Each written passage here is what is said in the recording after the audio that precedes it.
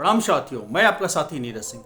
साथियों, आज केंद्रीय वित्त मंत्री निर्मला सीतारमण जी ने अपनी 8वीं और मोदी सरकार की 12वीं बजट पेश किया।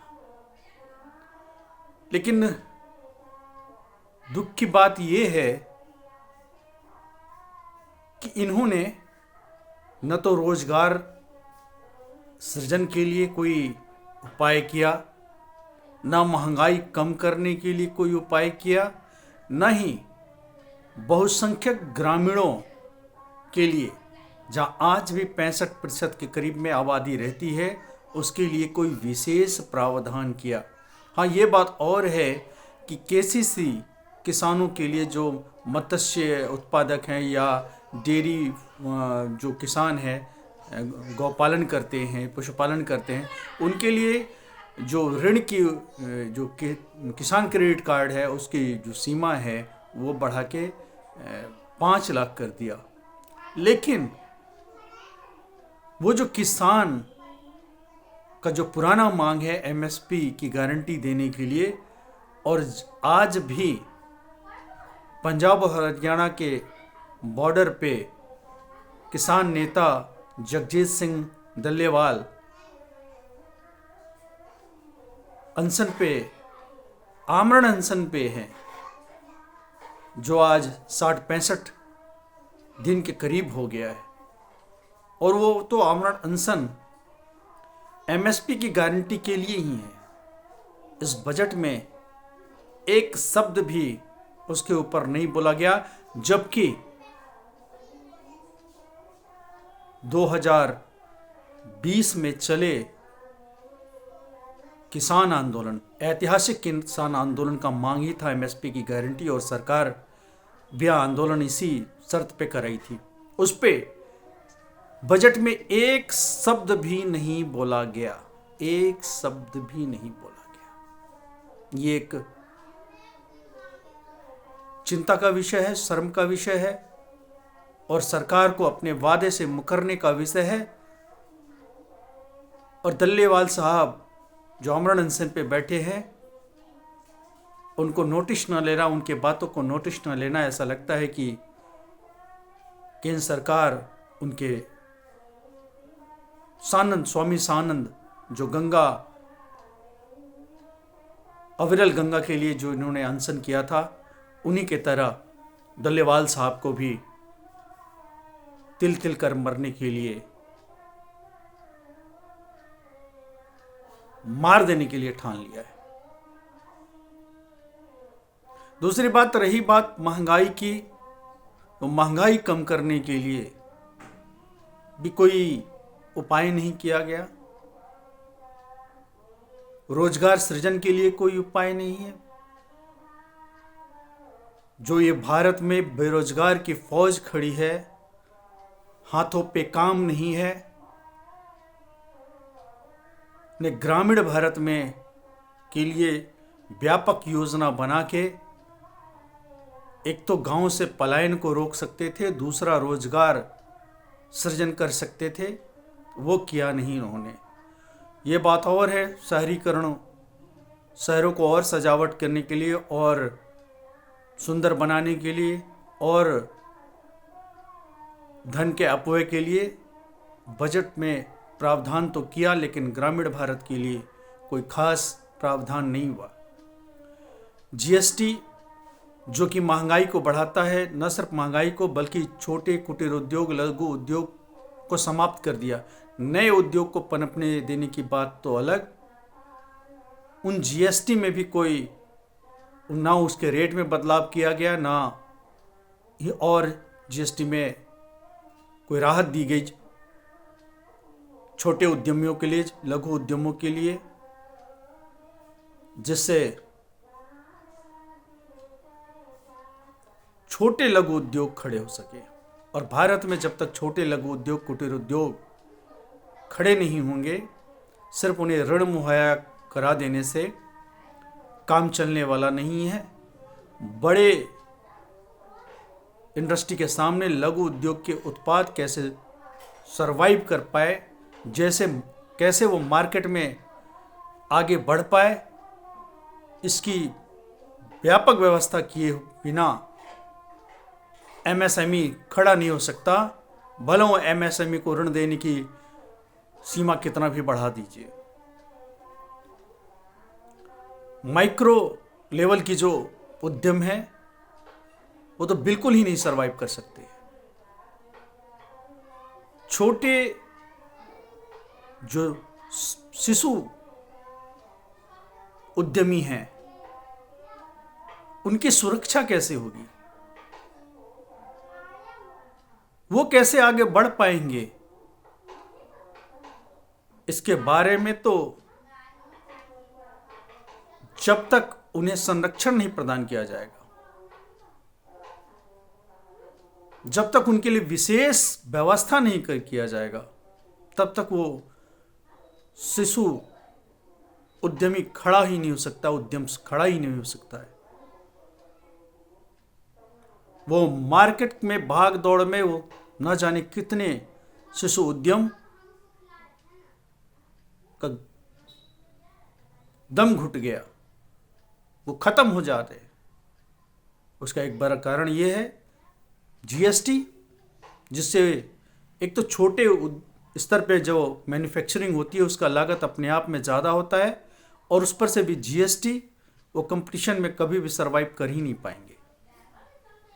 इसके लिए बजट में कोई व्यवस्था की ही नहीं गई, क्योंकि केंद्र सरकार नहीं चाहती है कि ग्रामीण भारत खड़ा हो, छोटे उद्योग खड़े हों, कुटीर उद्योग खड़े हों। एमएसएमई का ये नारा भर है इनका। एमएसएमई को ये बढ़ावा सही मायने में नहीं देना चाहते, विशेषकर सूक्ष्म, अति सूक्ष्म और लघु, या जिसे ये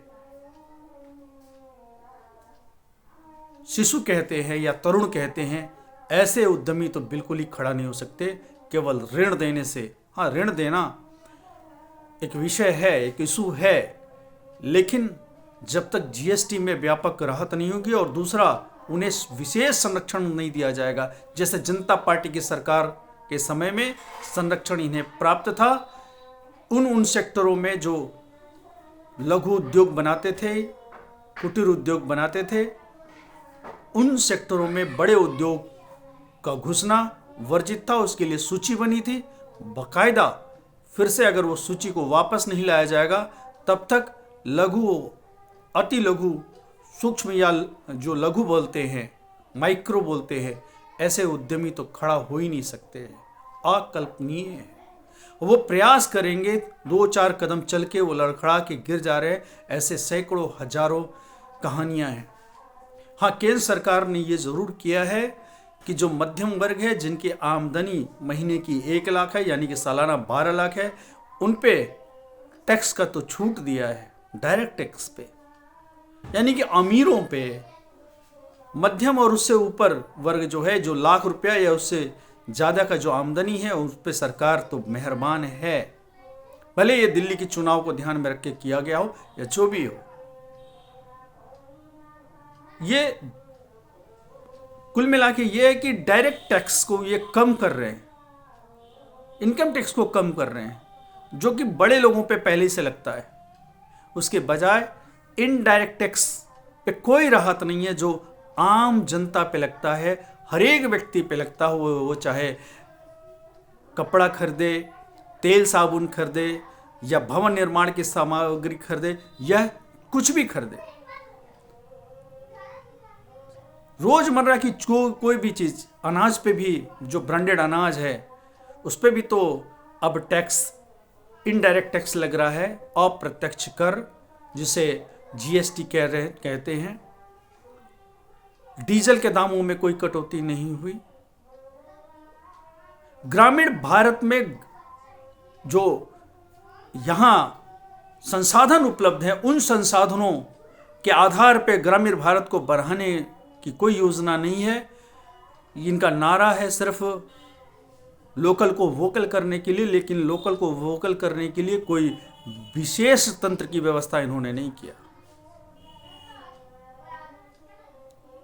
हाँ, इनके बजट में ये बात और है कि ग्रीनफील्ड एयरपोर्ट और ये सब देने की व्यवस्था की है बिहार जैसे जगहों पे, तो ये एयरपोर्ट पे कितने लोगों का वास्ता होता है एयरपोर्ट से? वो ठीक है, हम इसकी स्वागत करते हैं, लेकिन इसके बजाय ग्रामीण भारत को खड़ा करने के लिए, ग्रामीण बेरोजगारी को खत्म करने के लिए, ग्रामीण स्किल बढ़ाने के लिए यदि इनकी कोई योजना होती, महंगाई को कम करने की कोई योजना होती, इनडायरेक्ट टैक्स को कम करने की, जीएसटी को कम करने की कोई योजना होती, कोई घोषणा होती, तो उससे हर व्यक्ति लाभान्वित होता। लेकिन इसके करने के बजाय दिल्ली जैसे पहले से जो अमीर स्टेट है, पर व्यक्ति आमदनी जिसकी पहले से ज़्यादा है, पर कैपिटा इनकम, वहाँ इन्होंने इनकम टैक्स का जो छूट दिया है स्लैब में 12 लाख कर दिया है। ये तो दिल्ली जैसे प्रदेशों को लाभ हुआ, लेकिन पूरे देश को क्या लाभ मिलेगा? समग्र देश को क्या लाभ मिलने वाला है? विशेषकर ग्रामीण भारत को क्या लाभ मिलने वाला है? मैं बार बार ग्रामीण भारत की बात इसलिए करता हूं क्योंकि सत्ता में आने से पहले बार बार भारत बनाओ इंडिया की बात को भारतीय जनता पार्टी उछाला करती थी, लेकिन यही जब भारतीय जनता पार्टी सत्ता में आ गई तो ग्रामीण भारत को बिल्कुल ही नज़रअंदाज कर दिया। किसानों को ऋण की केसीसी की सीमा बढ़ाने के साथ साथ अगर ये एमएसपी की गारंटी की बात अगर करती तो भारत में खुशहाली आती, किसानों का जो लूट है वो लूट कमता, सरकार किसानों की आमदनी बढ़ाने के लिए या उन्हें जो 6,000 रुपया देता है वो अपर्याप्त है, अपने जो चतुर्थ श्रेणी के जो कर्मचारी हैं उससे भी कम किसानों का परिवार चलाने के लिए ये जो राहत दे रही है 6,000 रुपया किसान सम्मान निधि, वो अपर्याप्त है। ये खाई को पाटना चाहिए सरकार को, क्योंकि किसान का श्रम एक कुशल श्रम है और 6,000 रुपया महीने से क्या होने वाला है, ये अपर्याप्त है। तो इस तरह से ये बजट भी किसानों के लिए एक तरह से छल है, ग्रामीण भारत के लिए एक छल है, युवाओं के लिए एक छल साबित होने वाला है। और ये सरकार अमीरों के पक्ष में काम करने वाली सरकार है। पहले से जो खाए पिए हैं, अघाए हुए हैं, उनके पक्ष में काम करने वाली ये सरकार है। इस बजट से ये सिद्ध हो गया।